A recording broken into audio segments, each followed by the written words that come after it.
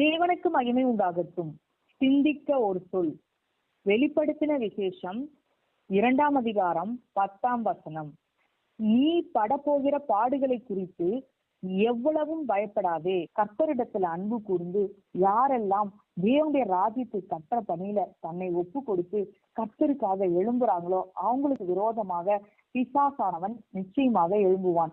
ஏனென்றால் எங்கெல்லாம் தேவனுடைய ராஜ்யம் கட்டப்படுதோ அங்கெல்லாம் பிசாசின் ராஜ்யம் அழிய தொடங்கும். அப்படி பிசாசானவன் நமக்கு எதிராக சரீரத்துல பலவீனம், குடும்பத்துல பிரச்சனைன்னு இப்படி வேண்டாத தீமைகளை நம்முடைய வாழ்க்கையில கொண்டு வர முயற்சிக்கும் போதெல்லாம் நாம் எதை குறித்தும் கொஞ்சமும் கலங்கவோ பயப்படவோ வேண்டாம். ஏனென்றால் சேனைகளின் தேவனாகிய கர்த்தர் யுத்தத்தில் வல்லமை உள்ள தேவனாய் நம்மோடு கூட இருக்கிறார். அவர் நமக்கு துணையா இருக்கும்போது எதுவும் நம்மள அசைக்க முடியாது. நம்முடைய பலவீனங்கள்ல நமக்கு பலனும், நம்முடைய பாடுகள்ல நமக்கு போதுமான கிருபையும் தந்து எல்லா நேரத்திலையும் நம்மோடு கூட துணையா இருக்கிற அன்பின் தேவன் நம்ம கூட இருக்கிறாரு.